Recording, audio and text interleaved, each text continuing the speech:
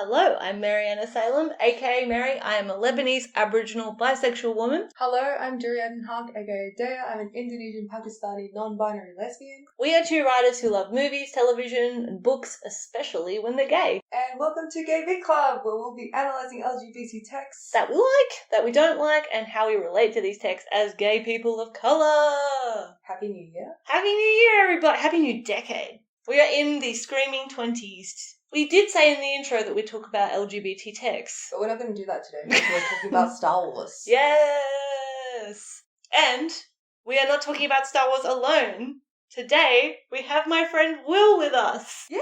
Yay! Hello. Hi. Thank you for having me. Tell us about yourself. Yeah. Well, I'm a Filipino writer. I enjoy a lot of the texts that you enjoy. I've been friends with Merryana for a very long time, Yes. so we have a lot to talk about, especially when it comes to Star Wars. Yeah. We met in high school. We did. Yes. Will is really cool. Yes. Dee met Will at my birthday party, and I was like, what is this, a crossover episode? Because, two of my best friends were meeting each other for the first time. It was wild. And yes, I have invited Will to come talk about Star Wars, because we often talk about Star Wars and have a great time. So, shall we begin? No. Okay. Okay, well, bye, everyone. Okay. All right. How did you guys get into Star Wars? It's one of those things that I've just always loved. Like, I don't actually remember. I do have a vague memory. I'm pretty sure I watched it at my nan and pop's. My pop had the VHS pack of the original trilogy, and it was a special edition because it was remastered for VHS. And I still have those VHSs, by the way. They're in my bookshelf. Are they worth anything? I actually looked it up. They're worth about $300, but I'd never sell them because I love them. And I don't remember which one I watched first. I just put them on, and I just love Luke Skywalker as a kid. Like, he was my guy. I remember one time when I was in kindergarten, we had to draw someone we admired, and I was like, what does admire mean? They were like, it means you really like them. And I was like, okay. And I drew like an orange figure, and it was meant to be Luke in his pilot uniform. Aww. And I drew, and I remember drawing like a grey blob because, he has this helmet that's not orange, and I remember my teacher being like, oh, who is that? Is that your dad? I was like, no, that's Luke Skywalker.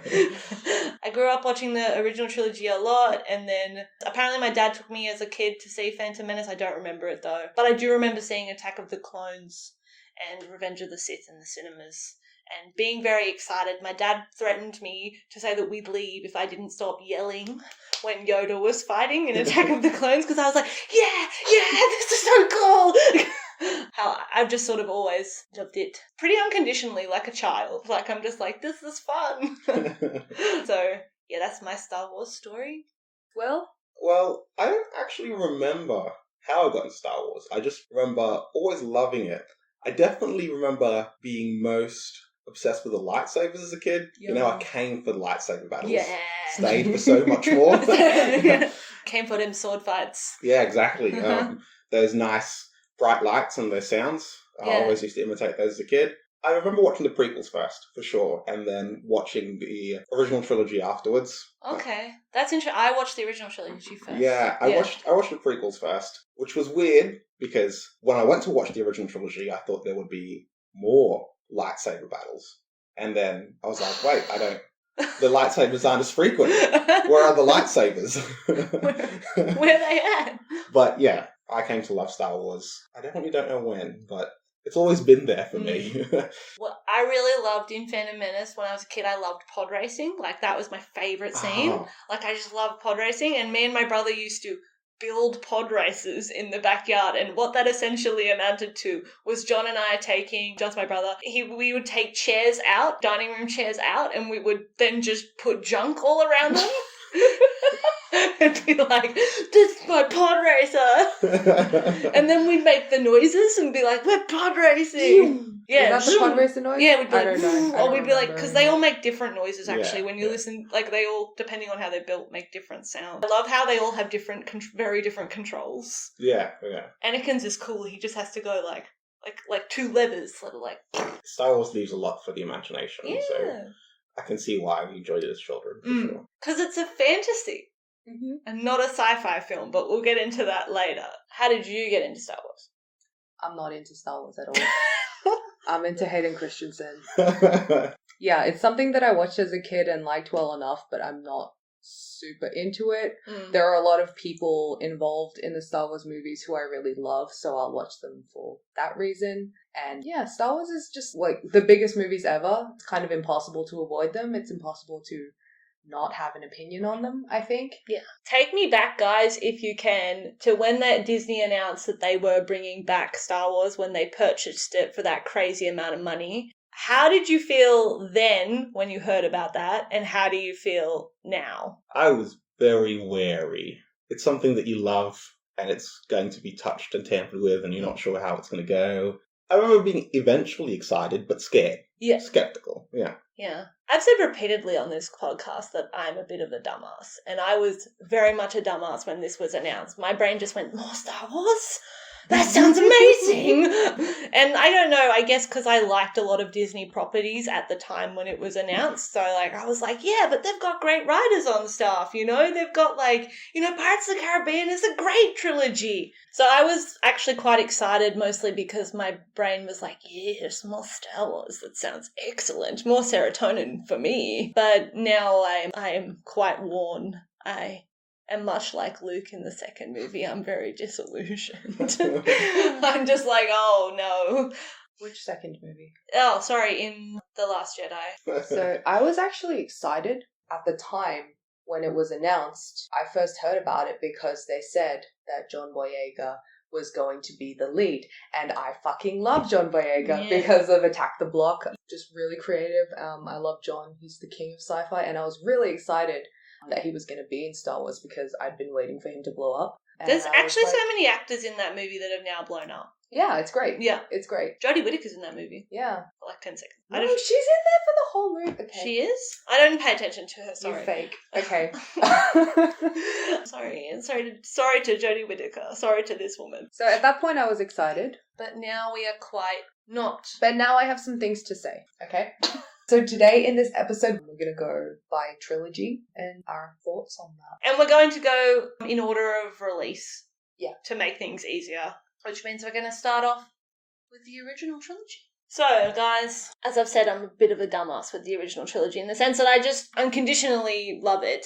Because, as I said, I wouldn't say in love with Luke Skywalker because I was 6, but, like, I just thought he was the coolest guy.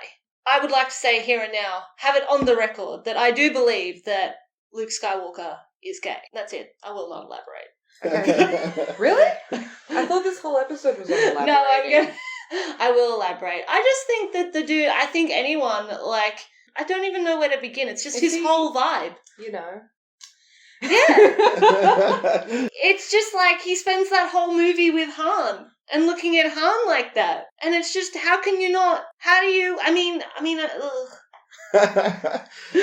And also, like, look at the poncho, the fashion. He has, have you seen that promo image where he has his poncho, his boots, the bucket hat? It's a look.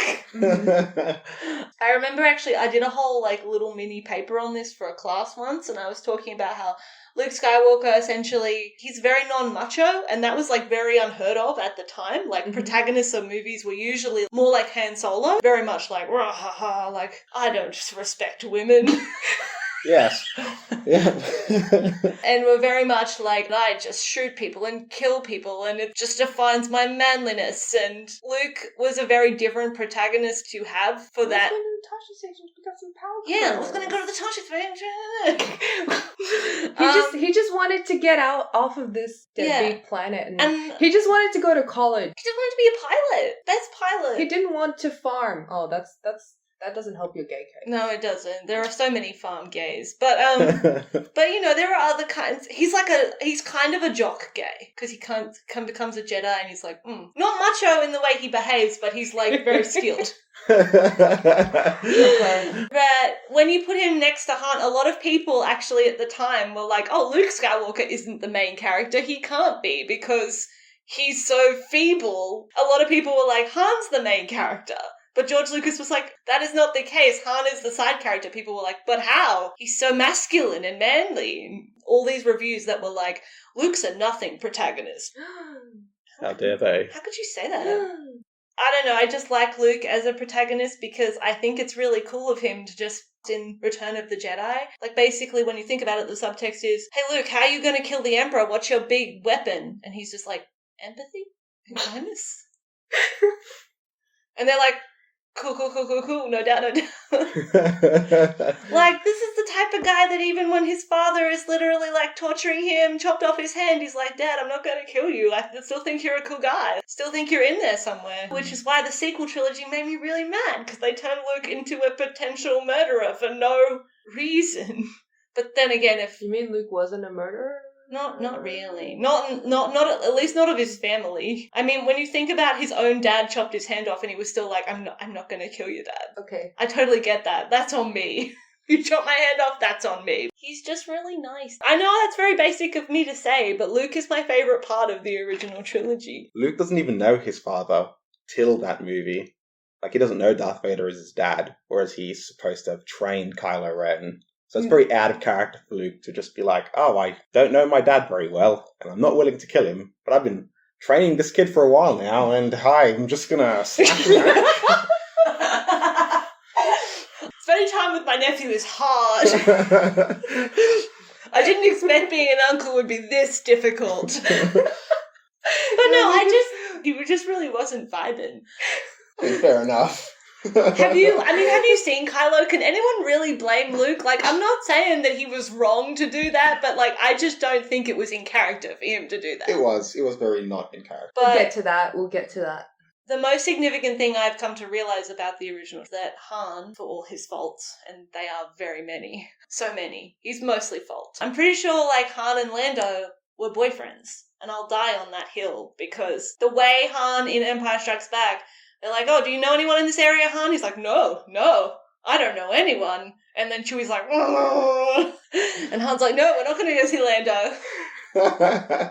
And then they're like, oh, fine, I guess we'll go see Lando. And I'm pretty sure that that's because they used to be boyfriends. They broke up. Bit tough when you've broken up with someone and you don't want to go and be like, hey, I'm a fugitive now, can you hide me? That must be very relatable for you. It is. Yeah. He runs a city? Yeah. Cloud. He says that when Han pulls up. He's like, this is all my city now. And it's weird because Cloud City is the planet. So he's actually saying, like, I run this planet. Okay. And Han's like, oh, well, that's convenient for me. Just a fun fact about that scene. I was listening to commentary once, and they were like, oh, yeah, when we all filmed this scene, we were high. Because we just had a bender the night before and didn't sleep it off. So if you watch us in this scene, the reason why we're all pulling really funny faces is because we all high and still drunk. The more you know. Also, this is more to do with the sequel trilogy, but I feel like that Han and Luke were set up to be Rey's dads. Because Han was like, here, have this blaster to Rey. And then Luke's like, here's my lightsaber. And there's that shot in Rise of Skywalker where she has them both on her belt. And I'm like, good on you for respecting your dads, Rey. And that's all I have to say, really, about... Oh, and my main point is I'm pretty sure Princess Leia is a lesbian. Yeah. We never hear her about having any other relationship with a man other than She Han. and the purple hair Lord Yeah, Dern. and her and Laura Dern are, like, so girlfriends in Last Jedi. Yes. They are so... Yeah. Oh, it broke my heart watching The Last Jedi. She's just like... When she has to die, and she's like, I can't bear losing anyone else. And she's like, yes, you can. I was like, oh, no. I'm pretty sure Han was just a blip. She's just like, yeah, I still respect you as a person, but no. We have this child, and I've decided that your vibes are no good. Yep. We've had this child, and I think this child has proved we should not be together. Oh. Oh, yeah, that's, we'll talk about that child later. But I really do love that the original trilogy actually has some really nice found family stuff and really does push a message of, like, people can change for the better. I mean, that's Han's whole arc in A New Hope and in Empire and in all of them. Like, he's a general of the rebellion by the time you get to Return of the Jedi. So is Lando, even though he sold them out. So I think there's a nice message of growth and change. Learning from failure, like, that's my favourite part about Empire Strikes Back, is that Luke fails literally everything in that movie. I relate to that hard. He's just like, yeah, I'm going to go face Vader. I'm going to do it right now. Yoda's like, you probably shouldn't do that. And Luke's like, screw you, I'm going to do it. The minute loses his arm. Yeah. And he's like, well, okay, well, I've learned from this experience. I also really love Empire Strikes Back because I think it has the prettiest It look. is. It's like my favourite of those. Yes. Because when I first watched the original trilogy, that was when I was like getting into film. And like and like trying to look at what was like actually like well made and stuff, and like Empire Strikes Back, that was my favourite. I do want to talk about though, like with the original trilogy, Han and Leia actually used to make me uncomfortable. Even as a kid, I was like, I don't like this. He just keeps annoying her. Yeah. Leave her alone. Like, obviously, I was also a child, so when they kissed, I was like, wow, they must be in love then. But as I got older, like watching, especially the bit in the space, like the way that you're conditioned to be like, oh, so all of that was okay before, because they kiss at the end. That's right. Yeah. So I was essentially like, oh, it's okay. I wonder how that becomes relevant later. Sorry. Well, like father, like son, right? Sorry. Yeah, that scene in Empire Strikes Back, even as a kid, made me uncomfortable. Like when he comes and is like, what are you doing? She's like, I'm cleaning. He's like, leave me alone. And he's like, no. And I was like, even as a kid, I was like, why won't you leave her alone? She's asked him like several times. But it's okay because they kiss, right? Really also gross when you think about the context outside of that.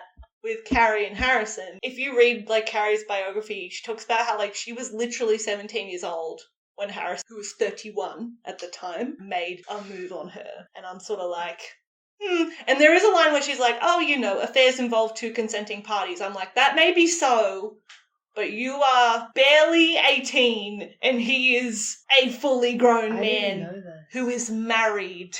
Ew. Oh, jeez. There's this really sort of funny part where she's like, it would have been cooler if I had an affair with Mark because at least he talks. Oh my god. and then she actually talks about how Mark was so oblivious to it, and like there's all these little vignettes she described of when her and Harrison would literally be like on a date, and like Mark would come and be like, oh hey guys, you're at this restaurant too, I'll join you, and they'd be like, okay. Okay. And my favorite one was when like she described how one time during A New Hope, like Mark rang up Harrison and was like, let's like run lines. And Harrison was like, okay. And then, like, Mark came over, like, early in the morning, and Carrie was clearly there. Not like she just got there, like, she was there because she'd stayed the night. And Mark was just sort of like, oh, hey, Carrie, you're here too? Great! That's so convenient. We can all run lines. And my favorite thing was when someone asked Mark Hamill about this after this biography had been released, they were like, Mark, did you really not know? And he's like, no, I had no idea. Like, I was too busy being young and beautiful. Why would I know? Han and Leia, it's a very weird thing. It's a romance. Like, all romance in Star Wars is bad. Yeah, and that's part of what I also want to talk about. There is not a single romance in Star Wars that's good. Some are worse than others. Some are worse than others. You're right. There isn't. And it's sad to say, but, like, objectively, Han and Leia are actually, like, when you look at all the other romances in Star Wars, they're probably the best one. Yeah. Have you seen that meme for Return of the Jedi? And it's like just titled like Han Solo incest realization, and it's just the scene in Return of the Jedi where Leia. That vine that someone put the Kill Bill sirens in. Yeah, that's right. And so and it's like Leia tells him, like, he's like, oh, he's my brother, and the space, he's like. One of the only interactions he's seen is when they kiss in Empire Strikes Back. Like, when you think of the interactions he's seen between them, he hasn't got the context that we've got. That's true. So with the original trilogy, though, a lot of people think that homophobia in Star Wars is new. They think it's like a brand new thing. Oh, dear. Oh, dear. And it's not. As a matter of fact, it's been here since the beginning. I know a lot of people are blaming specifically the lack of Finpo on Disney, which I'm not saying that Disney aren't responsible in part or mostly. We will get to this later. We'll get to this later for that. But I would like to point out that Lucasfilm has actually always been homophobic. So back when the original trilogy came out, A New Hope came out, there was no internet. So people actually published fan fiction in fan magazines that were distributed to people. That people paid money for. Imagine. Impossible. I Holy feel like I would have enjoyed the Imagine 80s. like having to pay for AO3. Honestly, but like as someone who writes relatively good fan fiction, I would be happy to put mine out into the world and be like, read in my magazine. You know? But compared to all the other shit that's on true. website. Especially Star Wars fan fiction, it's a mess out there. Lucasfilm, when all this fan fiction, because a lot of people, as you know, like Star Wars, and it became like an instant hit. People were like, "Whoa, this is great," and a lot of people who were gay were like, you know what the main romance of this movie is? Han and Luke. And they wrote fanfiction for Han and Luke. Thank you for your service, guys. George Lucas heard about this and actually tried to shut these fan magazines down because he believed they were tarnishing what he wrote by writing this. So, and there are conspiracy theories out there that that's why in Empire Luke and Han barely interact. Like, they're separated for the whole movie. I don't believe that. I think the plot for Empire was always going to be the plot for Empire. But, like, there are people that are like, Do you think that's why the incest kiss happened? Possibly. But, I mean, even when you watch A New Hope, like, Luke does have a weird crush on Leia. Like, it is there. Yeah. But you can be like me and just choose to ignore it. It's a pretty half-assed crush, I'm not going to lie. It's not kind of just like, oh, she's beautiful. We gotta save the princess. She needs help. Yeah. I mean, that's rough considering they decided to shut down any gay fan fiction but were completely okay with the incest kiss. Yeah. And it's very disturbing. Did you know that sometimes. Did you know there are still people out there that ship Leia and Luke? Like now in 2020? Ew. Yeah. Why? Do you think I know?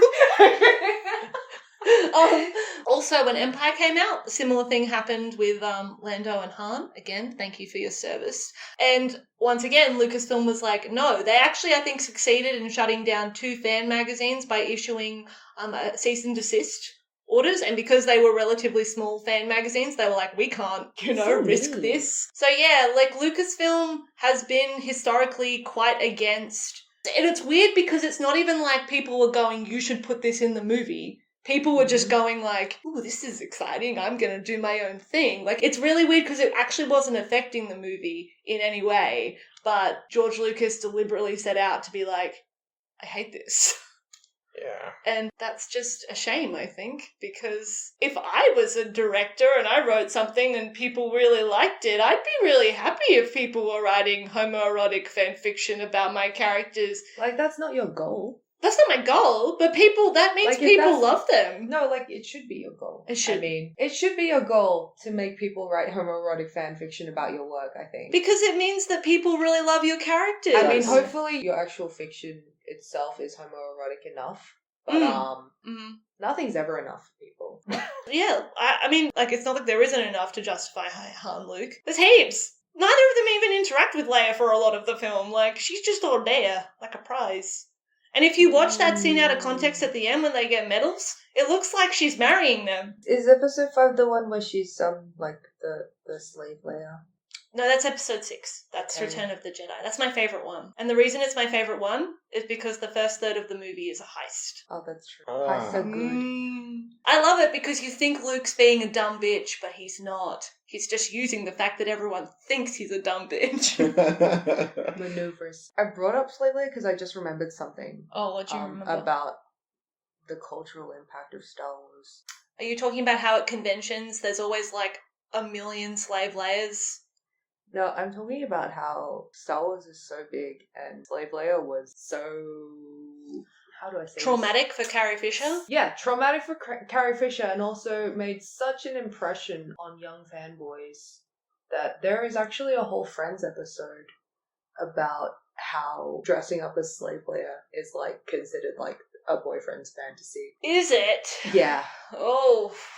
You know how I've often said that I hate Friends?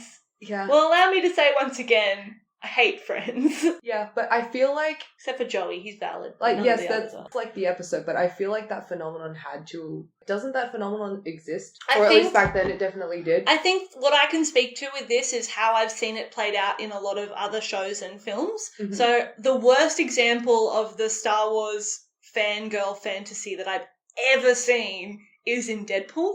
It literally makes me cringe. In Deadpool, there's a scene where she quotes Yoda. She's like, do or do not, there is no try. And he's like, Star Wars? And she's like, Empire. And he's like, holy shit, it's like I made you in a computer. Like, just because she knew which movie that line was from. And he's like, wow, I've got the perfect woman because she's like sexy and also like Star Wars.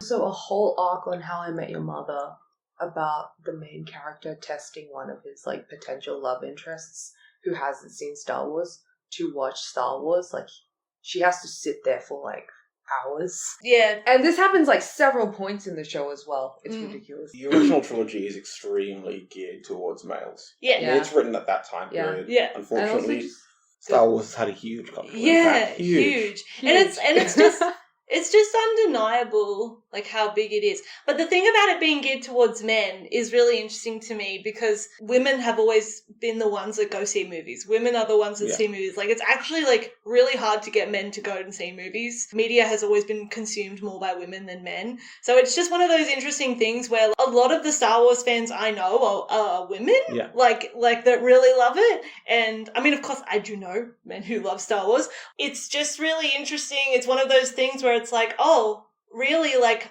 at least half of your fan base are women, but you're not even factoring them in to what you write and what you do until we get to the sequel trilogy. But I'd argue they didn't even care then. They were just sort of like, we can profit off women seeing Star Wars, but that's about it. Princess Leia. My auntie likes to tell me that she was very revolutionary for the time. The fact that she... And look at the character that she's based on. Yes. Leia was revolutionary. She's very autonomous in, like, as a character in those movies. Like, she's very much, like, taking the lead. My auntie said everybody loved Princess Leia. When New Hope came out, everyone was like, wow, what a strong woman. And that's because she is based on a very Did you know that women have minds? Women have minds? Oh, No. Women have minds. Yeah, and she's based on a very cool character. Because George Lucas drew most of his inspiration for A New Hope, or a lot of inspiration for A New Hope, from Hidden Fortress. Yeah. Which you would like to talk about, Dee. Okay, so Hidden Fortress is a 1958 Japanese war film made by Akira Kurosawa, where I believe George Lucas drew inspiration for Star Wars for like quite a few of the major characters of Star Wars. He has like openly admitted to this. He said that he based 3PO and R2-D2 on the two protagonists of Hidden Fortress who are like peasants, because he wanted to show like a huge sprawling story like through the eyes of like the lowest ranked like common people. So that's who R2-D2 and droids C-3PO in Star Wars are a weird metaphor for like hey, we don't people. Serve their kind we here. We don't serve their kind here. Like, what do they need? Why do they need to drink though? That's so stupid. Droids be drinking. As we've said, Princess Leia is based off the character Princess Yuki in Hidden Fortress, and the character Obi-Wan is based off Toshiro Mifune's character. There's also a character who I believe George Lucas drew most of his inspiration for Darth Vader from. He is a general for the other side in the war, but he and the Obi-Wan equivalent character are kind of like bros. There's a really fun scene where they meet and they're like, hey bro, I missed you on the battlefield, bro. What if do you want to maybe duel now, bro? Because we didn't get to fight each other? Like, I really missed you. And sounds exactly like Anakin and Obi-Wan. Yeah, exactly. And what happens, they duel and the Obi-Wan equivalent character wins that duel, and so he gets away. Then that like enemy general, he is punished by his side for losing that duel, and he gets a huge gash, like a scar on his face. And then he turns up. That's interesting. And then he turns up at the end of the film, and he's actually like on their side now, and he's helped them like succeed what they need to do. I don't really want to spoil. Well, I'm trying not to spoil. Okay, whatever. That's very interesting, because I'm seeing a lot of those plot beats reflected poorly in Kyle's story. Yeah, we'll get there when we get there. So he turns up towards the end and he helps them and he saves the day. Well, he doesn't quite save the day, but he helps to save the day, and it's really nice, bro. It's just bros. He's like, bro, I gotta help my bros. Like the main important character that they're all protecting, that they're all trying to, who is like basically their clan's like salvation, is Princess Yuki, who Princess Leia is based off. I did want to ask you though, do you think people are right? because there are a lot of people who believe that George Lucas straight up stole the plot of Hidden Fortress. Mhm. I don't think that, because when you read the plot of Hidden Fortress, I don't think it's the same. Like, I do think there are obviously, like, elements that are similar. But, like, do you think that when people claim that George Lucas essentially bastardized it for a Western audience with Star Wars, do you think that's true? No, I don't think that's true. I think he had enough original ideas. He just basically took the characters for his original trilogy, and the plot of Hidden Fortress kind of fits into Phantom Menace really well. So he kind of saved that for later. And, you know, that's why the Jedis are dressed like that in the movies, because he's trying to imitate the traditional... I'm pretty sure also he actually tried to get the guy who played that general Toshiro Mifune. to play Obi-Wan. Yeah. He actually tried to get that guy because he was like, you're the inspiration for this character, you should play him, which is actually a step up from what the guys who made John Wick did. They just had the guys from the raid just appear as enemies for John. Oh, that also happens in the sequel trilogy. Yes. He did invite them at least, but yeah, that's why the costuming in Star Wars is like that. It's really weird and Orientalist because it's inspired by Hidden Fortress. I also think it's like when you look at a lot of the settings of the original trilogy, like the bleakness, especially Tatooine, it feels very much like, especially because they were filming in Tunisia, like it feels like Orientalist. Like, oh, he's in the marketplace. And the Sand People, fun fact, were played by the locals. Oh. I don't know if it's that cynical. I mean, you do need a lot of extras, and it's not like you can fly extras out. But yeah, what I was saying about Hidden Fortress is, you know, it is like Star Wars is original enough to not be considered, like, I don't think it plagiarized Hidden Fortress. However, like, the way that it appropriates the roles of the woman in that movie, the roles of like men and women for an American audience, I think there's a lot to be said, because the main character of Hidden Fortress is Princess Yuki, and she is regarded as the savior. She's really autonomous and like outspoken, and you know, everything is for her, and she is in command and she knows it. George Lucas was like, yo, we can't have a woman character be like this in an American film. What? What? Women don't have minds? So yeah, that's why we have Luke. That's why we have Luke. He's the go-between. Yeah. Essentially, for the audience and Leia. And it's actually quite strange, now you mentioned that she sort of intended, she was, if in an ideal world, if he'd adapted it properly, would be the main character. It's interesting when you think about, like, the first scene of that movie has, like, you meet her before you meet Luke. Yeah. And you see her send the message. Like, she puts the plot into motion. And you'd think, from watching that, you'd be like, oh, that's the main character, obviously. But then... then we see Luke. He really wants to go to the station and get their power converters. That's our main character. He wants off this planet. Do you think the original trilogy, like, flows nicely? Do you think it works as a trilogy? Like, from a writing point of view, do you think... Because there are a lot of people that think you can tell that it was made up as it went along, but I don't think it was. George Lucas said he had planned it. Do you think it feels like it flows? Like, feels cohesive? Yeah. I think it does generally. There are definitely some things that, looking at it from a more modern perspective, you'd go, surely you would have written the fact that Luke and Leia were brother and sister a little bit more foreshadowed, so that when they kissed and then we learn that they're brother and sister, we're not like, oh wait, hang on. Whoa. What's going on? Hold up. But I think he probably figured that he knew, it's just whether he foreshadowed that well. I think it's also hard when you don't know if the studio will let you make another film. Yeah, that's true, yeah. So, and he did talk about that. Like, he didn't have that on lock? No, he didn't. Yeah. They actually, here's a really weird fact for you guys. So, this was mentioned in Carrie's biography. She said how with the first film, when they made it, it was really low budget. They didn't think it would go anywhere. It was essentially a passion project from George Lucas, and that's why none of them, I think only Harrison did, none of them actually signed to get royalties from the original trilogy, which is why all of them continued to work. Like, a lot of people go on about how, like, oh, they live off the royalties of Star Wars, but actually Carrie talks about how, like, her manager was like, oh, this movie won't go anywhere. We won't. Signing up for royalties, it was just a silly idea because it probably won't get any. they don't actually get any royalties from the thing, the huge cultural behemoth thing that they were in. Might be a bit different now. They might have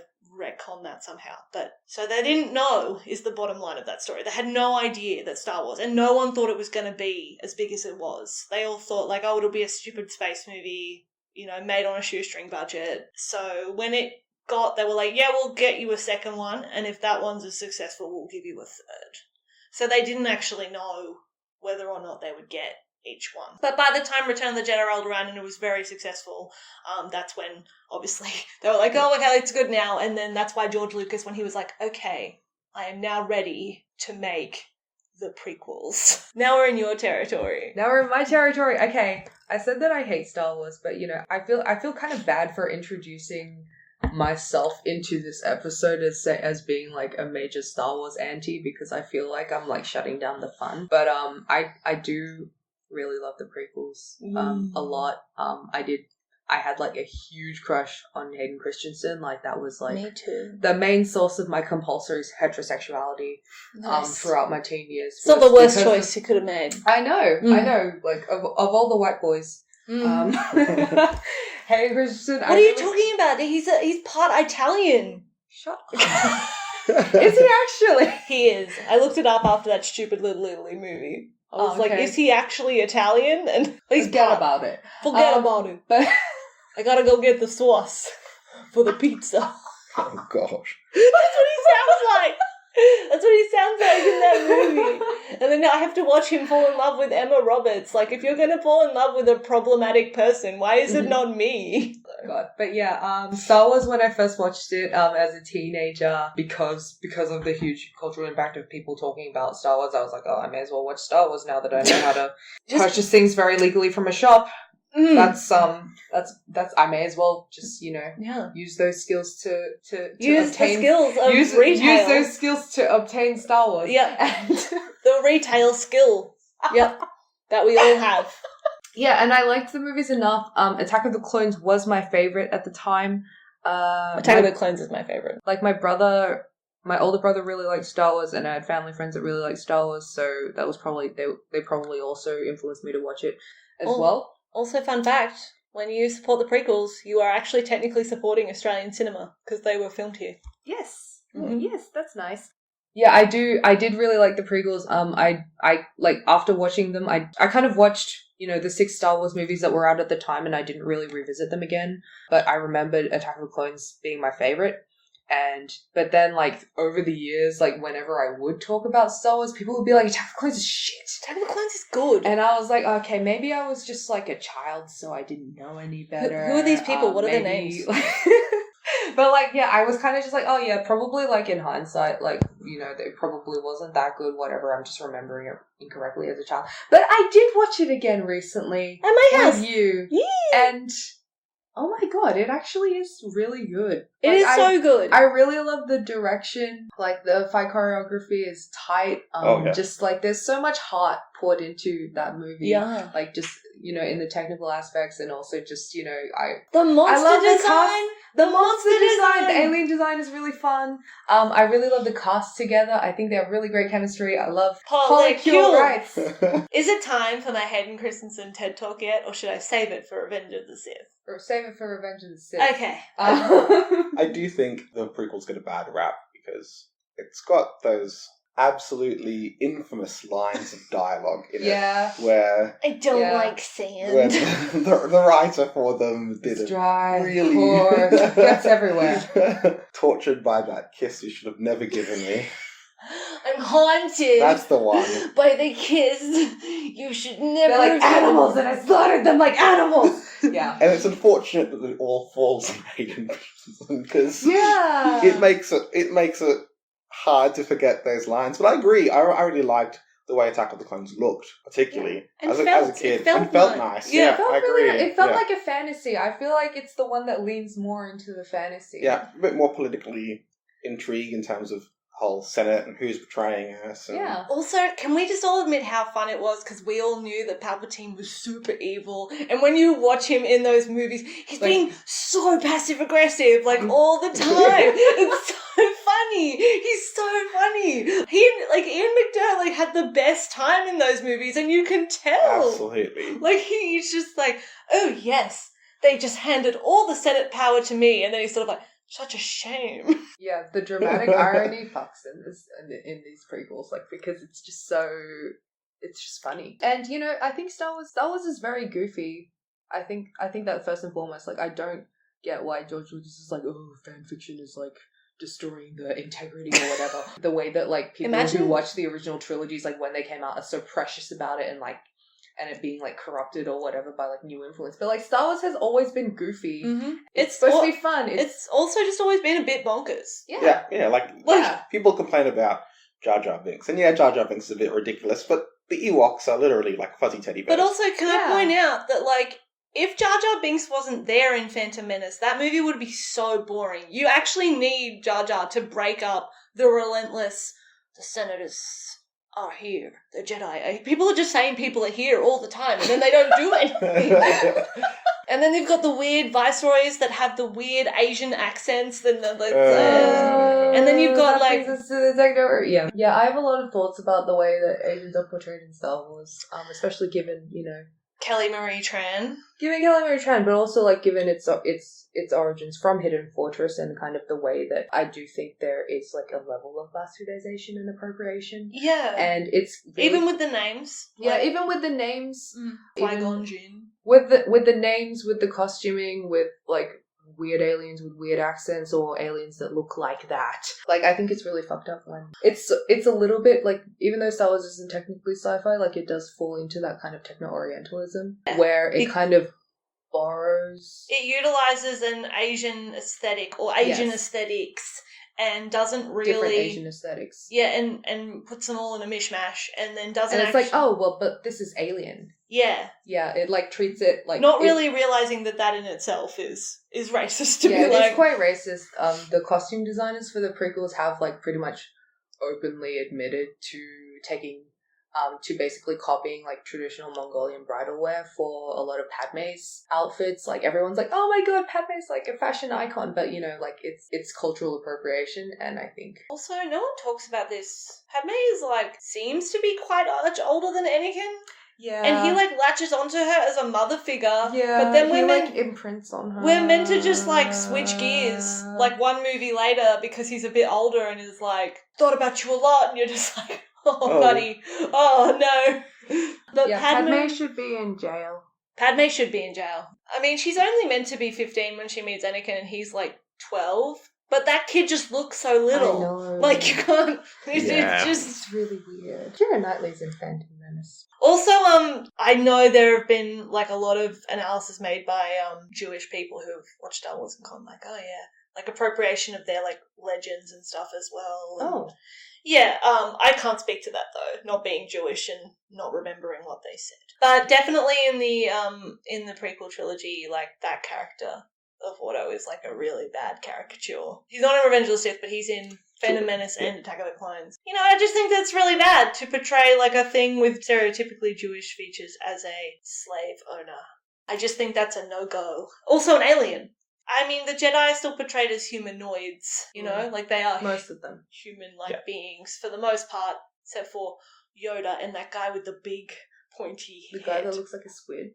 Coyote Mundi. Yeah! Yeah, he's cool. I always wanted to know more about that guy.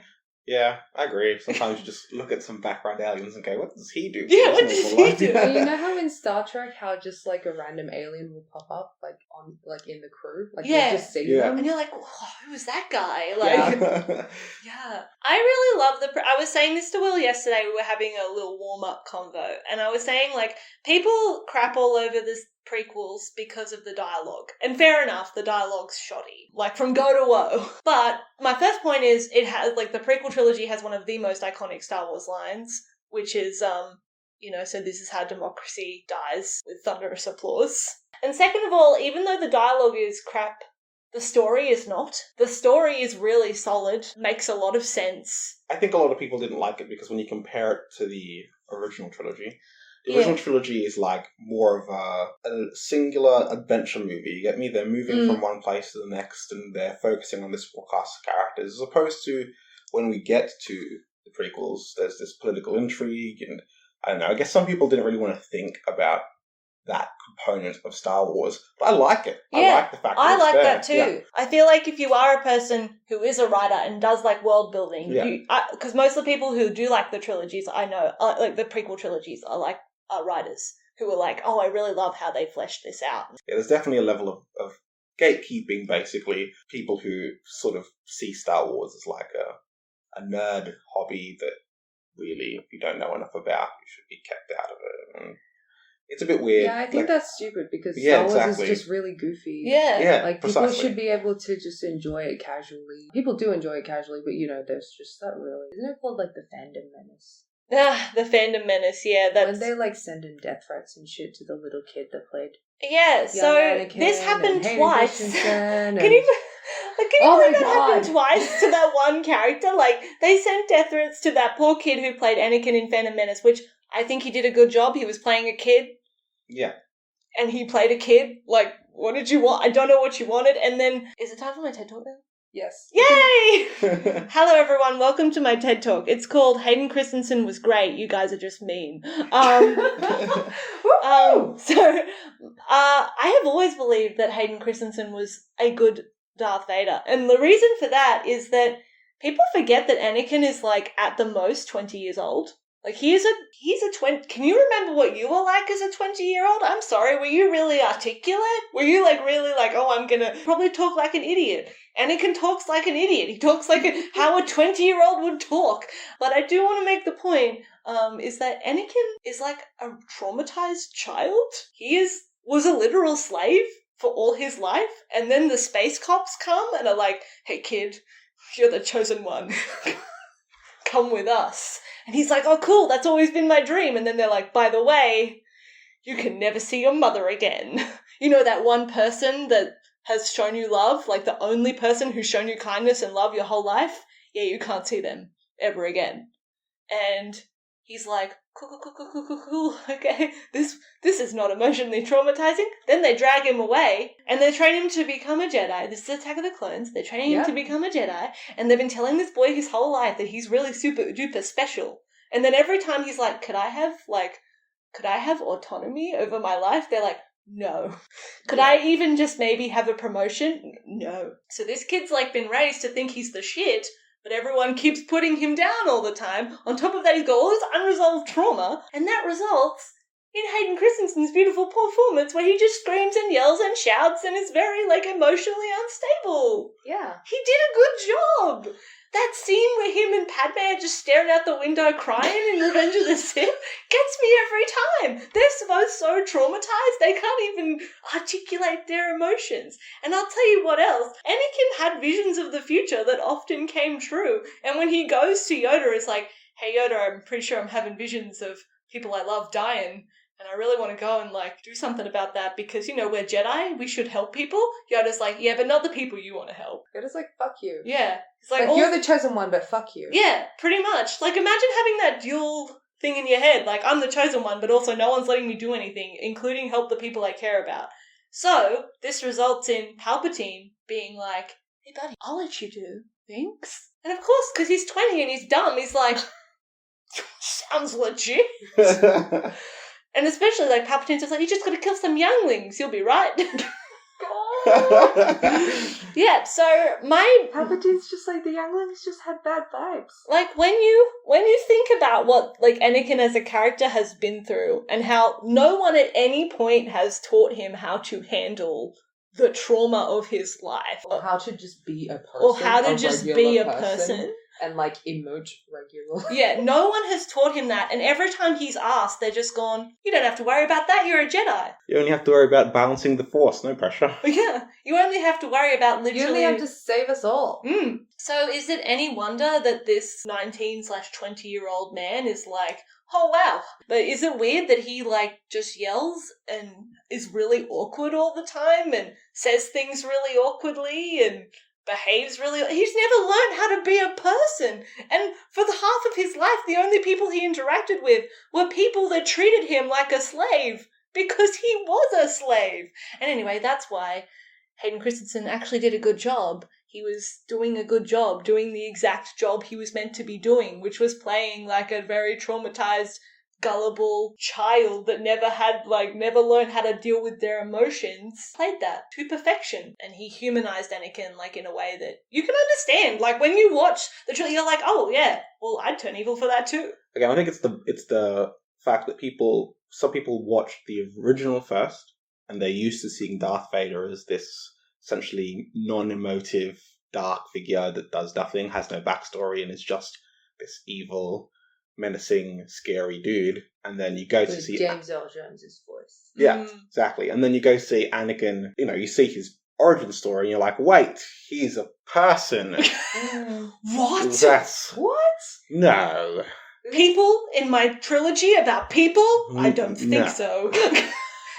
When I first watched Star Wars, like, I knew the plot twist, Luke, I am your father. Like, I knew about that happening.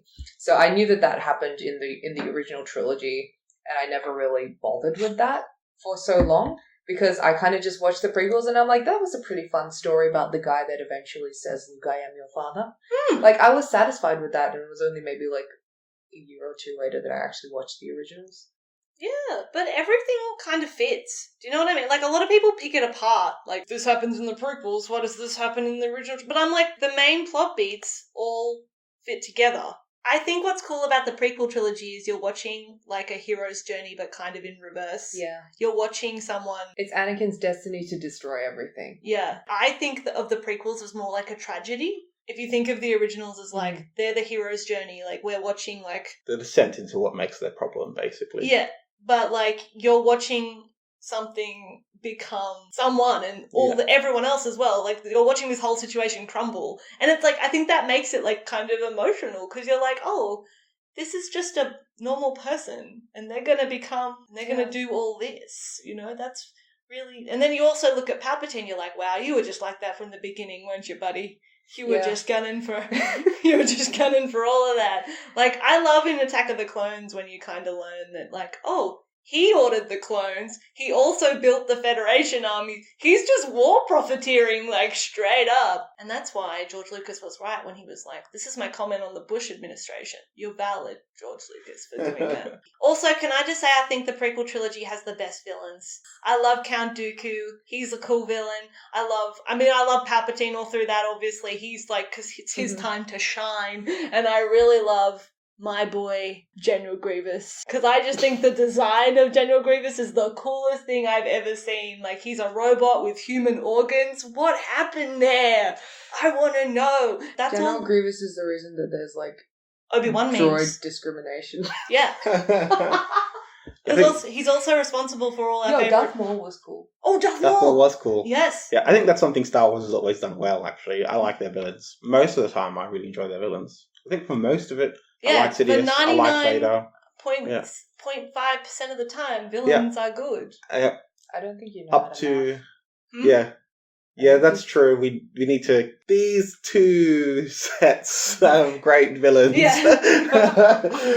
We've completely forgotten about that one when we were mapping then. Yeah. No, I really love the villains, especially in the prequel trilogy. I think all the villains are cool, because I think they knew, like, none of these people are going to pop up, like, ever again. Yeah. So we can just go wild, do whatever we want. And that's why I love God Darth Maul. What an icon. Look at that guy. He's just an absolute legend, absolute beast. And then you've got... and you've got Count Dooku, who's played, like, amazingly by Christopher Lee. Like, he's just always great to have in your movie. Like, he immediately makes things more classy.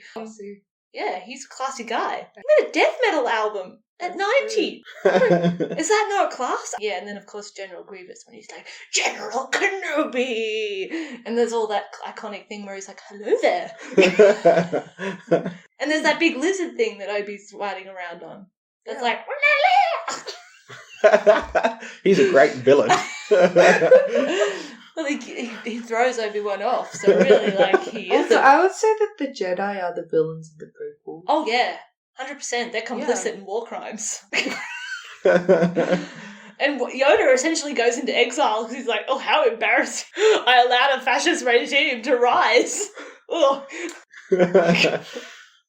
Oh, good God. They are. And, like, I think they're portrayed in the villains as well, in the sense that they never help Anakin. And if someone had just intervened with that kid at some point and been like, hey, buddy, I'll help you out, it would have been really easy. He would have not probably have turned into dumb, but no one did. They were just like, hey, Anakin, you know that guy that's being really emotionally manipulative to you? You should spend more time with him. Yeah, if there was one non-Jack in the Jedi Temple, it's like some random person just walks past Anakin and says, maybe you should not do these things that you're doing. You know, do you want to talk about anything, Anakin? How are you feeling? He would have been like, no, good. Wait, how are you, Anakin? He's like, no one's ever asked me that before. In all fairness, there are a lot of scenes where Obi-Wan's like, I don't think we should ask Anakin to do that. I feel like he won't handle that well. And they're like, shut up, Obi-Wan. What do you know? You've only raised him. The Jedi are the real, they're pretty corrupt. That's why, like, They're space cops. It's actually why it's so powerful when, like, Yoda's, like, says to Luke, like, oh, you need to do this. That's what a Jedi does. That's in Empire Strikes Back, and when he shows up, he goes to help. He has the vision that Han and Leia are in danger, and he goes and he abandons his full-week gym course. And Yoda's like, no, this is not the Jedi way. You can't act on your feelings. It'll make you weak. And he's like, well, no, because I don't believe that helping people makes me weak. What a stupid, fucked up to say. I hate you. Bye. But no, the cool outfit you're thinking of is when he goes back, he's wearing the black outfit. That's in Return of the Jedi. Yeah.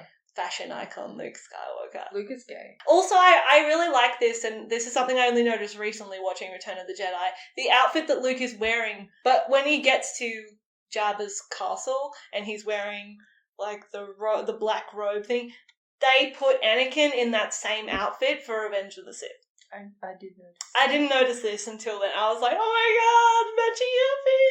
god, matching outfits! They're just so iconic. Skywalker men, they dress well. Except for that other one. We don't talk about that guy. Which other one? There is no other one. He's not even a Skywalker. I hate how people talk like Kylo's a Skywalker. He's not. He's either a Organa or a Solo. Even though technically Leia's a Skywalker, but she never identified as one. So one thing that we can establish from this discussion is that the prequels do show us how to do a redemption arc well. And they sort of do it in reverse, because we learn about, when we meet him, he's redeemed, but we don't know what he did before, in the original trilogy, and then we learn in the prequel trilogy what he actually did.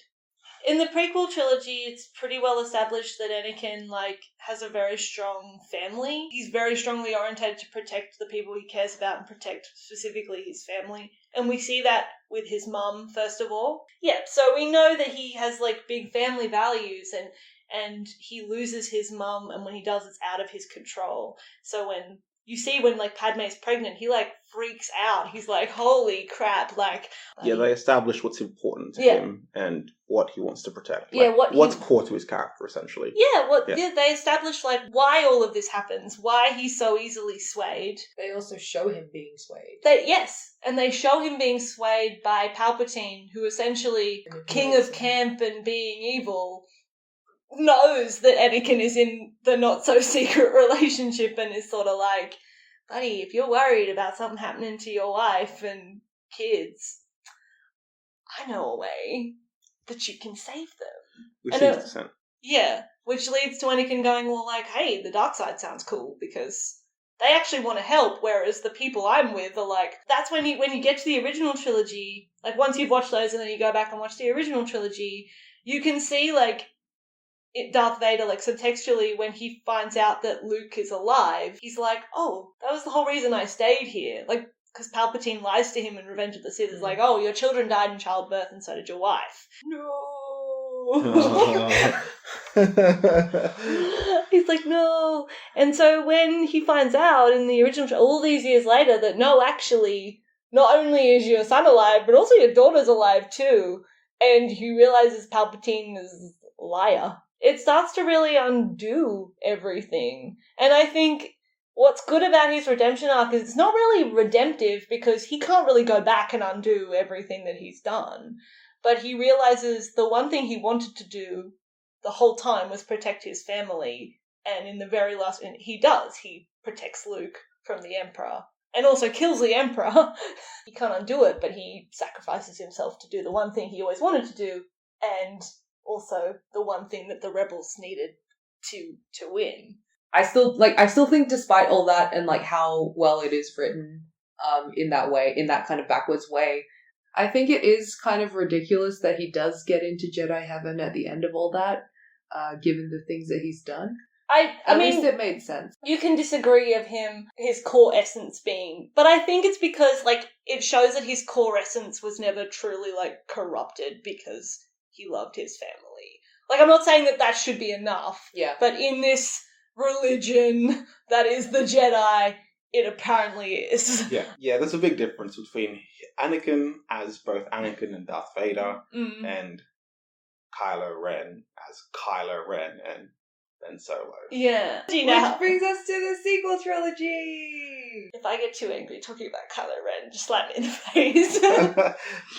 So, warning for anyone now who hasn't seen Rise of Skywalker, I haven't seen Rise of Skywalker. But you've read all the spoilers. Yeah. You probably saw some bootleg gifs. No, I didn't. You didn't see any? Lucky you. I saw That's some. because I blocked everything to do with Star Wars. I did. I called you. You called me and I told you the whole plot. I watched it and you told me. Yeah. Hearing myself tell you the plot, I felt like this doesn't sound real, but it was what I saw. You know? But prequels established how you can set up a really good redemption arc. Like, essentially, like, sets up how you can show a character being manipulated and coming from a background that means that they are easily manipulated and that they are unable to discern right from wrong in the way that others can. You know, I think it's quite... Anakin is established pretty much as a very traumatized figure who is easily manipulated, and you can be like, okay, well, I can understand then why the dark side was so attractive for him, because it meant that he could finally have some control over his life. What I hate about Kylo Ren is that there's never any point where it's established that this dude had, like, a valid enough reason to turn to the dark side. Like, he just goes, I think. Dude is like, I will finish what you started, grandfather. Yeah. And Anakin, he's over in Jedi heaven being like, who the fuck is this? Yeah. Anakin's like, I don't know who you are. No, you know in Incredibles when he's like, you're not associated with me. You are not affiliated with me. Yeah. My favourite bit in Rise of Skywalker, I honestly couldn't get over how funny this was. Rey is lying on the ground like, oh, all hope is lost. And she, like, all the Jedi, like, contact her. They're like, no, Rey, you can do it, Rey. Get up, Rey. And you hear Anakin be like, finish what I started, Rey. And I'm like, this is so funny. Your grandson is like 20 meters that way, also unconscious. But you're like, I ain't gonna help that kid. I don't know him. I think worse is Kylo Ren's motivation is made essentially by hurting what they'd established Luke was previously. Like, they established Luke just hacks and friggin' chops for his nephew for no reason. It's very out of character for Luke, and I just assumed when I saw The Force Awakens, like, oh, he just wanted to be evil. Which is, I don't think all the time you need to have some sobby backstory. Like, I know I just said that it's a good backstory for Anakin, but I don't think all the time you need to have, like, he has a very legitimate reason for being here. Like, sometimes people are just evil. Like, sometimes people are just like, you know, it'd be cool if I had a red lightsaber, and they're going. Like, the red lightsaber with hilt guard of it, that would sell some toys, yes. Yes. And I feel like I didn't really question, like, okay, that guy's evil. Like, literally, I was watching Force Awakens, I was like, yep, that's an evil man, moving on. But then in Last Jedi, they were like, actually, it's pretty tragic. Luke's like, I nearly killed him. And Rey's like, so you didn't kill him, though? No. But I nearly did. Kind of upset him, I guess. I don't think, and even then, like, if Luke had just, I don't know how you could have explained that. Like, it's not everyone who we already know has behaved so out of character. Yeah, in this sequel trilogy that nothing makes sense. No, yeah. So you're like, oh, I guess, of course Luke tried to kill his nephew, because that makes sense given everything we know about Luke. Sure. She's making a really confused face right now. Yeah.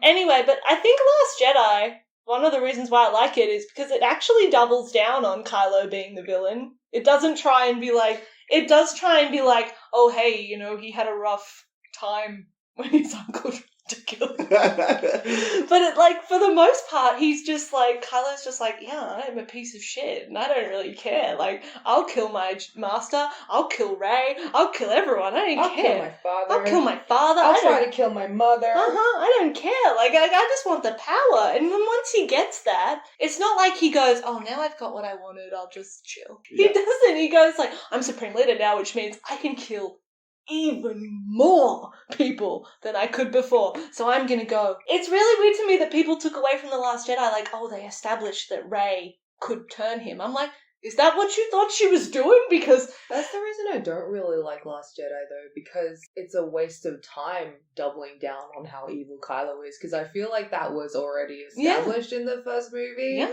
And then he killed his dad. I feel, yeah, he, like, why do we, Yeah. like, patricide is supposed to be, like, the big no-no, I guess, right? Yeah, Just right? murder in general. just Right? murder in general is pretty It's bad. bad to kill your dad, right? Yeah. Yeah. Yeah, I Yeah. think so. Do you think? Are you sure?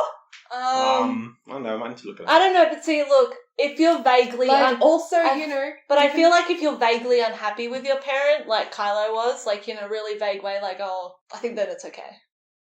I didn't like the name they gave me. Yeah, Ben's lame. I wanted a cool name. You named me after an old guy I never even met. I don't appreciate the way that my parents do. Actually, oh my god, Kylo Ren is a child of divorce. This explains everything. He's an only child of divorce. No. But yeah, I think The Force Awakens clearly establishes Kylo Ren as a villain, and I really hate that The Last Jedi wasted time doing that. The Last Jedi wasted time doubling down on that. I do think as well what frustrates me about The Last Jedi is they actually spend so much time not only establishing him as a villain, but also trying to humanize him at the same time. And it's, Yeah. like, really weird when you watch it because they spend so much time showing you him trying to get over his injuries. They spend so much time showing you his frustrations with the First Order. They spend so much time showing you his scar and Snoke putting him down over his scar. They spend so much time trying to get you to, like, empathize with him, only to be like, yeah, he's a piece of shit. You know, Yeah. and I think especially, you know, something important to note about the sequel trilogy, I don't know if you noticed, but like the lead is a woman. is it? Oh, Really? no. Did you know women have minds? Mine? Anyways, and so the lead is a woman, and obviously given like the existing Star Wars fan base at the time, and like how precious they are, how precious these men are, like with their precious goofy ass movies. You know, obviously, you know, there is always going to be that kind of like sexist, misogynist criticism from it. You would think that they would try to write a female protagonist well. And, you know, I feel like Force Awakens was a nice setup. Yeah. Like, obviously. I love Rey in The It Force completely Awakens. ripped off New Hope, that's fine. It didn't. Okay, can I say, people who say that don't acknowledge how new and wonderful Finn's story is. Yes, that's true. That's I do not a love rip-off Finn. of A New I'm Hope. getting to Okay, that. fine, I'm fine. getting to how wonderful Finn and John Boyega is later. Okay. What do I have to prove to you? But you would think, given like all the stupid sexist, misogynist criticism, you would think that all the criticisms given like towards Rey, not just from those fan bases, but just from people who wanted to see well-written women characters, you would think that they would, you know, use a second movie to like actually go into that character who they have set up to be the chosen one in this case, and kind of like double in like why we should love her, why we should support her. You would think they would do that, but instead I was really disappointed to see a movie about a woman just be like, oh no, but I can't be the one. Obviously it has to be this guy who, you know, in an interview with J.J. Abrams mind raped her. Obviously it has to be this guy, like he has to be the one. It can't be just me. Yeah. Like that's what annoys me the most. Yeah. Because like you could have spent that movie like actually like showing Rey like training to be a Jedi and like, you know, learning, like, finding out that she is, in fact, the shit. But, you didn't do that. They didn't do that. Yeah, instead they spent that movie doing a whole lot of nothing. Yeah. Not a whole lot occurs There was... that is plot important in that movie. Can't you skip it? Like, other than the major deaths that happen in The Last Jedi, There are no major deaths, though. She doesn't die in She the doesn't last die one. Leia much, and though. She dies in Rise of Skywalker. What about Luke? Oh, Luke Luke does. does, yeah. Yeah, okay. whatever. Yeah, like Rey spends a lot of her time on that island training with Luke, but we don't really get to see her We train. don't see her training Yeah. with Luke. She doesn't spend her whole time on She that just island spends a training whole with lot Luke. of her time on that island being indecisive, really. They don't give her any real story. It's just basically a way to keep her away from the problems that everyone else is having, so that when they need her to go there and solve it, which is right about towards the 40 minutes left mark, she can go over there. But they don't give her anything to do. They just kind of go, here's you, and we'll make your part in this movie You can interacting force with Kylo. Yeah. With this guy. Exactly. On the Force time. Who Yeah. we're gonna give all the character development. Who we're gonna delve into the character of and not. What frustrates me about the Force time is, like about Rey and Kylo's bond, is that it is literally never explained why that exists. Really? Not properly. They don't like, do that? Nah. They in just... the third movie? Snoke sort of goes, oh, I connected you. Like, he says it like that's the explanation, and I'm just like, I have a question. I have several questions. Why did you do that? And he's like, because, and he's like, he sort of goes like, oh, I knew you'd lead me to Luke. And it's like, but how did you know that she would do that? Like, she didn't even know she was looking for Luke. How did you know that? Because, a Force dyad. Shut up! Okay. Thing, like, with the new movie that's come out and, like, the negativity surrounding it and the way that people have kind of done a 180 on The Last Jedi. For instance, what we know about Rey being Palpatine. Palpatine thugs.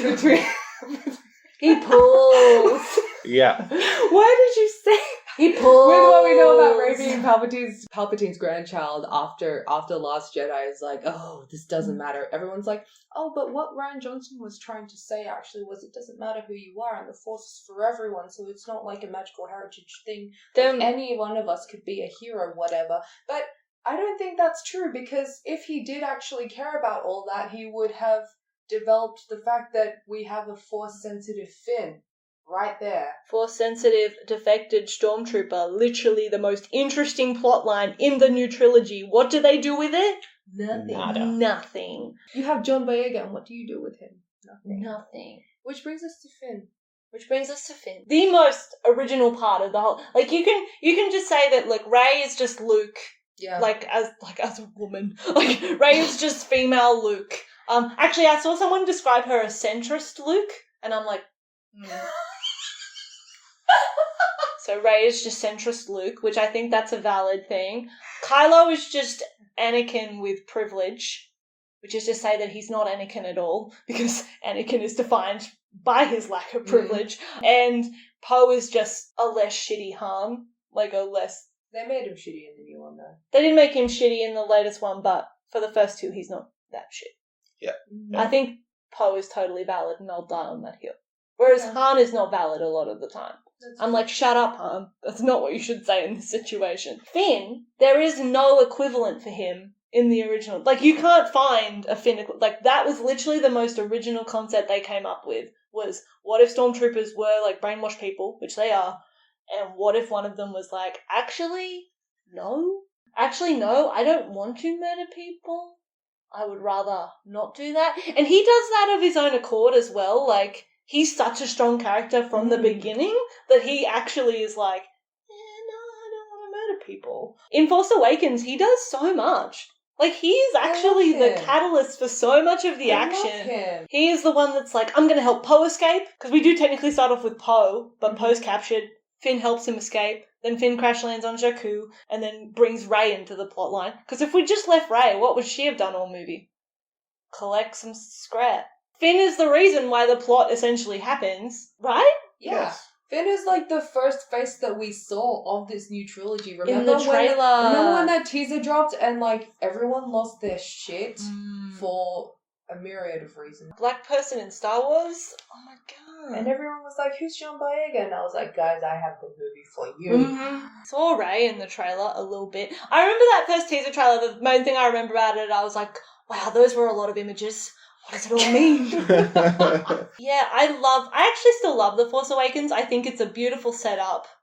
and they did nothing with anything that they set up. Yeah. You know, that's the great tragedy of the new trilogy. You watch Force Awakens and you're like, there's so much stuff here, and you did nothing with it. You know, and the main scene I always quote is, you know, that scene where they go to, like, the little Lupita Nyong'o alien? Maz. And Maz, they go to Maz, and Maz has Luke's lightsaber that he lost when his hand gets chopped off. And they're like, hey, Maz, how'd you get that? She's like, another story for another time. I'm like, hello, excuse me, I would like to know how you have that. Force Awakens set up some really great stuff. Rian Johnson, who confessed to never having watched The Force Awakens, then made The Last Jedi, and Disney didn't give a shit that he'd never seen The Force Awakens. And then when people were like, we hate The Last Jedi, Disney were like, okay, well, I guess we'll bring back J.J. Abrams. J.J. was like, I don't want to do this, guys. You asked me to set up the trilogy. You didn't ask me to finish it. I think that's what the new sequel, like the trilogy, is defined by. Like, lots of cool ideas that when I say them to you sound kind of cool. Like, if I said to you, the main villain is going to be the son of Han Solo and Princess Leia, you'd be like, oh wow, how did that come about? And they're like, don't worry about it. Yeah. And then when they decide, okay, actually, Luke tried to kill him, and you're like, But don't worry about it. But don't worry about it. It's interesting to compare it to the original trilogy in the sense that the original trilogy also wasn't sure, you know, whether they'd get a movie, we discussed earlier, whether they'd get the second or third, and in this case, there's just... In this case, it was a trilogy guaranteed. Guaranteed, And you would think yeah. that before you embark on spending millions of dollars And making billions of dollars. And making billions of dollars, like, to make these movies, you would have, like, a general plot outline made that existed, but it's kind of like they just made something, threw it out there, kind of saw, like, did, like, some focus groups on what people wanted, and then came back to that and were like, you know what, let's try to do everything that everyone wants. That's the issue with it being Star Wars, I think, is when Disney got Star Wars, it would be extremely common. It'd be common knowledge that if you made a Star Wars movie, you would make money regardless of its content. Yeah. So when they released a Star Wars movie, and they released the second, and they released the third, they knew, really, despite the fact they hadn't actually planned the storyline for all three for the trilogy, they would make money regardless of content. So. Which brings us to one of my main talking points is that I really feel the new trilogy was just made to sell toys. Literally, there are so many things in that where I would sit watching, especially in The Last Jedi, and you're like, the whole reason this scene is here is to sell a Porg toy. And it's weird when you watch cast interviews as well how much they have to talk about the Porgs. Mm. And you know it's because Disney wants to sell them as little toys. Unfortunately, Disney is smart in the sense that they know how to make money. And to them, that is what Star Wars is. They're a business. They want to get as much money from Star Wars as possible, and a lot of the decisions that they made reinforce that. Even Kylo Ren's lightsaber design is a great new original lightsaber toy. Because lightsabers sold a lot when they first came about. BB-8. Yeah, even BB-8. Unfortunately, I like BB-8. I love him though. He's so round. BB-8. You know, more aliens. Do you know what's cool? Weird stormtrooper with a spinny weapon. They can fly now. Fucking Funko Pop vinyls. Also, can I just say, I feel like even to the point where they would introduce characters for the sake of being like, we can sell that. Isn't that what Maz is, though? Maz. Yeah, she's a toy. She serves the purpose of, she's a double purpose of, furthering the plot a little bit, but also being a toy. It affects the plot. That mentality definitely affects the plot. Even so far as, Disney also owns Marvel, they have this habit of killing off a character, then announcing a prequel straight afterwards. Like, we killed Han Solo. Do you want to know? People are like, no, we love Han Solo. I want more Han Solo. Well, good news. We have the Han Solo movie for you. That was terrible. It's literal, but no, it's called, it's like a form of weird artificial scarcity. They're doing the same with Black Widow in their Marvel universe. It's again, they want to get people in the cinema or buying toys or talking about it in any way that the saving grace is that no one saw the Han Solo movie. Yes, that's true. Like, people saw right through that, though. Most people were like, yeah, no, this is bad. Going on from that, even the Baby Yoda and the Mandalorian, I feel like that, even that concept, we have a Mandalorian. It's not a person. It's a figure. It's like an action figure. And Baby Yoda is a prop. It's not even about like how can we create compelling stories that people want to watch. It's how do we create stories that are essentially advertisements that we can merchandise. Yeah, it's a business tactic. Yep. And unfortunately, that's what Star Wars is to them. Yeah, which is sad because, like, you actually had a lot of people who wanted it to be good, who wanted you to make something good, and you couldn't even do that. I wanted Star Wars to be good. I wanted Star Wars to be Again, good. like, you guys love Star Wars. I'm like, whatever about it. But, like, because it's so big, because it's so unavoidable, I would like a movie that's constantly shoved down my throat to be at least good. But it's not. And I hate people that are like, oh, if you just disliked Last Jedi, you just didn't understand it. It's not that complicated. Really... it's quite simple, really. It's actually, these movies are meant for kids, right? Yeah, that's a target audience, for the toys. I was in the cinema seeing Last Jedi, and some kid next to me, when Kylo came on screen and he had his mask off, he leant over to his dad and was like, "Who's that?" Dad was like, "Oh, he's the bad guy," because I heard them, and it's like, "Oh, so he's Anakin?" I was like, No. how could you? Also, like, I hate the way he's like, "I will finish what Darth Vader started." I'm like, what do you think he started? What do you think he did? What do you think he did? Like, that's never even... Anakin in Jedi Heaven is like, who the fuck is this? Didn't Luke tell him at some point? Like, hey... Surely. I would be dead if it wasn't for my dad, aka Darth Vader, who saved my life. And Kylo took that and went, anyway. Did Luke just tell him and then Snoke, that extra, also tell him something different? He was like, I believe you instead. Random extra. Yeah. And that's the thing about Kylo's redemption arc as well. Like, they kind of try to be like, oh, he was manipulated by Snoke / Palpatine. And it's like, where was that? Just assume it, that Palpatine made Luke hold his lightsaber up over him and change Luke's character up. It's just a waste of time. Force Awakens, they set up Kylo to be a villain. Last Jedi, they set up Kylo to be even more of a villain. They're like, oh, maybe he can be redeemed. Actually, no. The thing that bothered me about Kylo's quote-unquote redemption arc is that nothing new actually happens. It's not like something really crazy happens and he goes, oh, okay, I better change my ways. The only thing that really, maybe that's remotely like kind of a catalyst for it is like Rey stabs him. Exactly, yeah. And like, I was like, oh cool, it'd be great if the movie just ended here. That would be great. Credits roll, we're done. But no, she brings him back. And he's just like, whoa. And then he's sort of standing having a crisis for, like, he's standing in silence.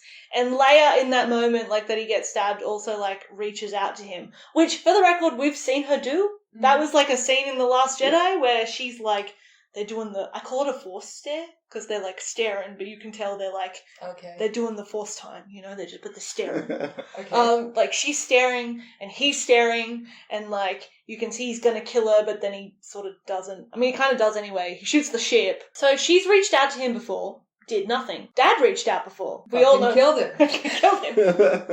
So there's literally the scene that's supposed to be the big, like, oh, he's good now. Guess what happens? Leia reaches out to him, step one. And then he turns around and Han is standing there. And this is really weird because Han's not a Jedi, so he's not a Force ghost. Yeah. So it's just like a memory. It's just a memory of Han. And what he says is the exact, almost word for word dialogue that he says in that conversation in The Force Awakens. And he's like, I know what I have to do, but I don't have the strength to do it. I feel like that they're trying to make it like, oh, it's a combination of things. He just lost to Rey, which has happened before. Yeah, again, that also happened before. That wasn't new. He lost to Rey in the first movie and actually doubled down on how shitty he was as a result. His mum is reaching out to him. His mum's dying. She actually dies reaching out to him. Exactly. Like, she kills herself to do it. Yeah. So maybe that will sway him, and then Memory Dad. The thing is, all of that has occurred before, and to literally go from going to the planet, going into this weird, crashed, extremely dangerous spaceship to have a lightsaber battle to the death, to throwing your single weapon into the ocean, so that you can go and just because you've been told something you've already been told before for the last 2 movies. Yeah. There's nothing. That's what frustrates me. It's like, you can't see the concrete moment where he goes, I've been evil this whole time. With Darth Vader, like, there's so many little moments where you can see him hesitate, where you can see him go, wow, my brainwashing is not He's not It's 100%. It's not coming through on this one. And then you see the moment where he sees Luke being like tortured, and he's like, no. He's like, screw this, and kills the Emperor. Like, you see the moment that's like where he snaps. Which is ironic, because he has a helmet, so you can't even see his face. And you still but know you that still Darth see Vader... it. This brings me to the helmet thing. I think we're like, oh yeah, TFA was fine, but the big mistake that TFA made was taking off Kylo Ren's helmet. Like, okay, first of all, just like as a better villain, he's just like more mysterious and shit that way, like with the helmet on. Also, like, I really liked his voice. He's like, you're just a stupid old man. I'm like, oh, this guy's evil. He has that new Darth Vader funny like feel there's to the him. Like, he's mystery. next There's one. also like the fact that you really want to know about his motivations, and then you see his face.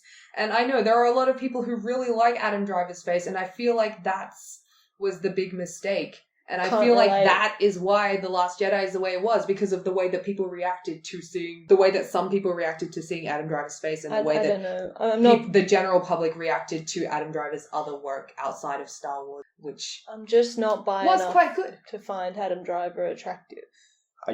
I'm not talking about. I don't find Adam Driver. But a lot of I just can't. That's what I mean. I don't see it. Like, I'm just like, that is an average looking man. I just think it was weird the way they're like building up the music for his reveal. You're like, oh, this is going to be a reveal. I don't know who it's going to be. And then he takes it off and you're like, I don't know who that is.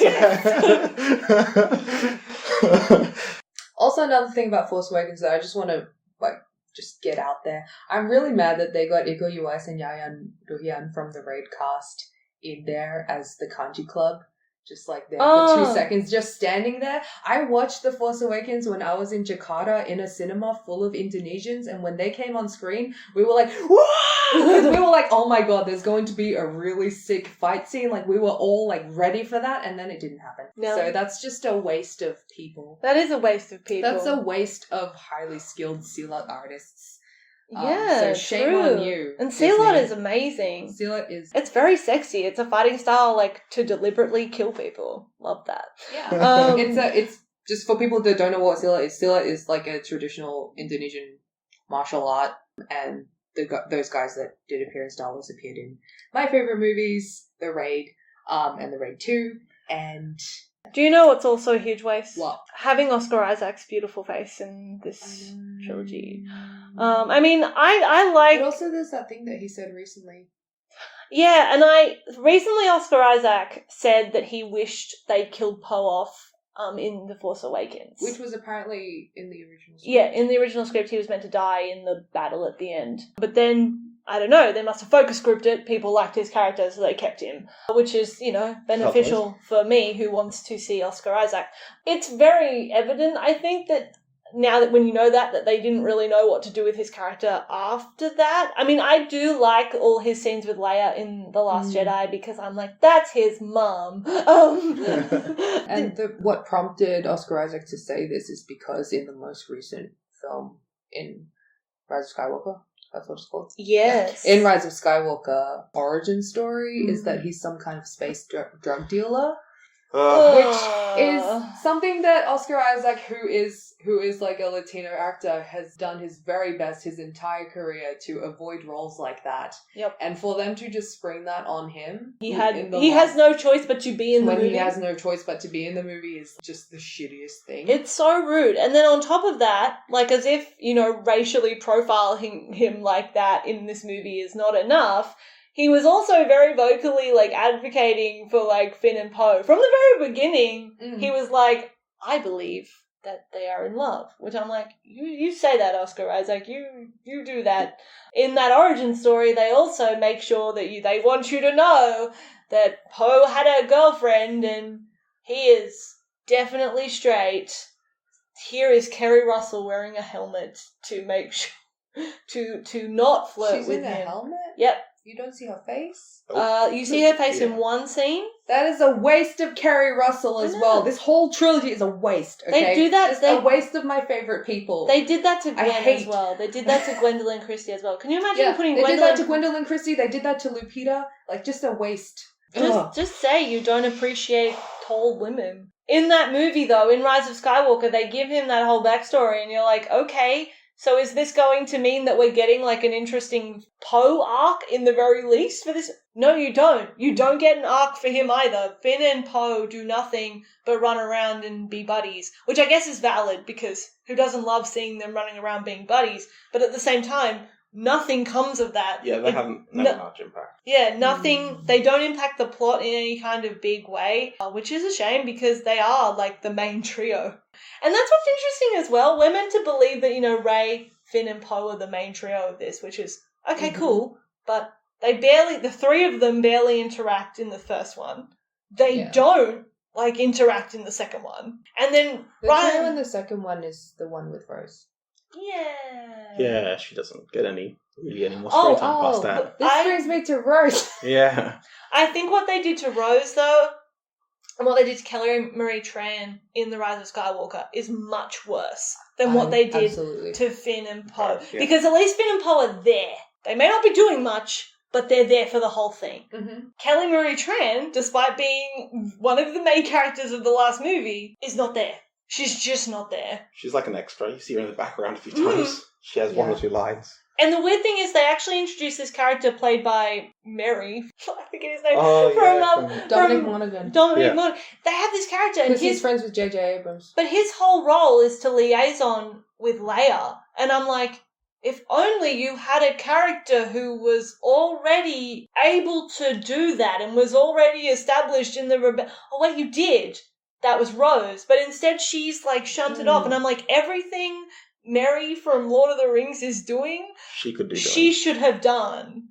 But it was, like, really obvious that Disney were like, oh, wow, people hated us for putting her in there, so we'll just... And that's the thing, like, people were so awful to Kelly Marie Tran that she, you know, they were, like, harassing her, being racist, being sexist, being, like, all sorts of things to her because she was in Star Wars, like, the first, like, major Asian character that, like, you see their face in Star Wars. And it was, and, you know, people were awful to her. They drove her off the internet. They were harassing her, driving her off the internet. I have a lot of things to say. While you're sorting your thoughts, I just want to say I hated the way people compared the reason Daisy Ridley was driven off the internet, like driven off social media, because people didn't like the fact that she was the main character of the trilogy. People were like, it's going to be... Kelly Marie Tran was literally receiving, like, very racialized harassment, which is not the same as what, like, Daisy Ridley was experiencing. And also, it's not like they were ever gonna, like, recast Daisy Ridley. It's not like she was, I don't want to say disposable, but, like, she wasn't a precarious enough character for them to be like, oh, okay, well, then we'll change it. Whereas... I mean, didn't they do that with Kylo in The Last Jedi? They still tried to at least make it seem like Rey was the main character, even though she wasn't. I think Rose Tico was just, like, a poorly written character from the start. Again, like, I think if you are going to put something, like, as notoriously, like, such a notorious male audience that's so, like, in a movie that's so big as Star Wars, you should at least try to write it well. And they didn't do that with Rose. I'm very disappointed in the way that they did that. Like, I think, again, you know, waste of person, basically. They kind of, like, Disney saw the way that people were reacting to Rose, not, like, in, like, an awful way, and were kind of just like, you know what, let's just take her out of the movie. They don't even try to do anything better with her. No. They didn't even protect her, basically. I could have thought of a half dozen things that would have made Rose, like, extremely important to the plot of Rise of Skywalker, but you know how you see the scene where all the ships appear? She could have been the person, like, that Leia went, hey, Rose, because you've been shown to recruit people to this cause before, you go and contact all our allies to be here in case we need them. And she could have been seen to, like, be rallying people for the rebellion, and that would have been... Like, at least that would have also bridged the gap of, like, well, where did all these ships come from at the end? Because you never see them. They don't give her anything to do. It's really heartbreaking, especially because Kelly Marie Tran was so happy to be involved. By taking her out of the story, you are rewarding the people who hated her so much, who harassed her. Yes, precisely. You are rewarding them, like you put Kelly Marie Tran in the movie, it's like, oh shit, our bad, like, sorry that we put an Asian woman on the screen for you, like, sorry that we made you look at that. See, the problem... continue, Will. Sorry, see, the problem with it is the way Disney thinks about Star Wars is so incredibly based on trying to get as many people to that the most vocal people, rather those people, unfortunately they're usually people who are angry and mad and hateful, are the ones that they'll generally listen to. So they're the loudest voice, even if they're not necessarily the majority, and they're trying to get as many people on there as possible. So if they think that's what will get as much people on there, they're willing to cut it out. And that's sad. That's why we're trying to get as many people to be as educated as possible and vote with their money. Because that way we can't. I also think it shows, like, a real lack of leadership, like, on Disney's part. Like, it just shows them to be cowards that they can't even commit, like, no, we put this character in here and we're going to keep them in here, and if you don't like that... Like, the movie that is literally too big to fail, the movie that they have been operating on as being too big to fail, they decide this is the one time that they're going to actually listen to critique. Yeah. And it's the wrong critiques that they're listening to. Yeah. I think that that's bullshit. I really hate, especially recently, obviously people are mad, people who like Kelly Marie Tran or who liked Rose are mad at the treatment of her in Rise of Skywalker, and they're all like, oh yeah, let's, you know what, we should have like a Disney Plus spin-off about Rose Tico. Fucking John M2 was like, oh yeah, I would love to make a spin-off series about Rose Tico because she deserved better. No, I don't think. I think you've already, Disney and Star Wars